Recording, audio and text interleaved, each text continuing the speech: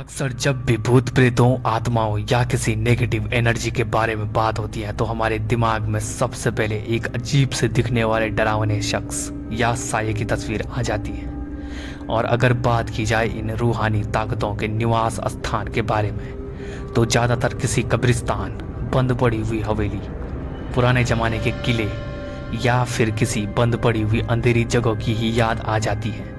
लेकिन कभी कभी ये नकारात्मक शक्तियाँ किसी पवित्र जगह को भी अपना आशियाना बना लेती है।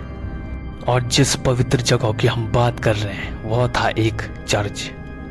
दरअसल जिस प्रेत बाधित चर्च के बारे में हम बात कर रहे हैं उसका नाम है three Kings church. Three Kings नाम का ये चर्च साउथ गोवा में पड़ता है और कहा जाता है कि इस चर्च के अंदर आज भी 3 पुर्तगाली राजाओं की आत्माओं को महसूस किया जा सकता है।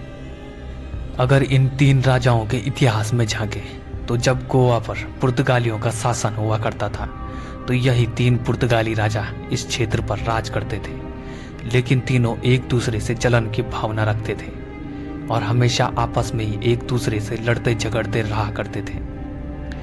पुर्तगाली नियम के अनुसार वो कानूनी रूप से बंधे हुए थे और अकेले राज नहीं कर सकते थे।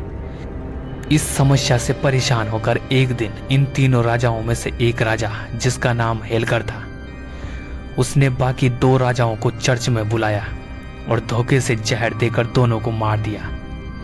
लेकिन जब आसपास के लोगों को हेलकर की इस करतूत का पता चला तो उन सभी लोगों ने चर्च में आकर हेलकर को चारों तरफ से घेर लिया और इतनी ज्यादा भीड़ को देखकर वह डर गया और उसे अब पता चल गया था कि वो सारे लोग उसे भी वहां से जिंदा निकलने नहीं देंगे।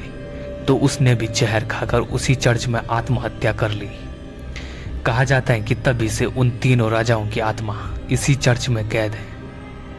तीनों राजाओं की समाधियां भी यहीं पर बनी हुई हैं। इस चर्च के आसपास के जितने भी स्थानीय लोग हैं उन्होंने यहाँ पर अनजान रूहानी ताकतों को भी महसूस किया है, जिसके बाद से ये चर्च एक भूतिया चर्च के तौर पर जाना जाने लगा और इस चर्च का नाम इन्हीं तीनों राजाओं के नाम पर थ्री किंग्स चर्च रखा गया। और तो और ये भी कहा जाता है कि इंडियन पैरानॉर्मल सोसाइटी के एक सदस्य ने अपने कैमरे में किसी साये जैसे चीज को भी कैद किया था और इनकी ताकतों को भी महसूस किया था।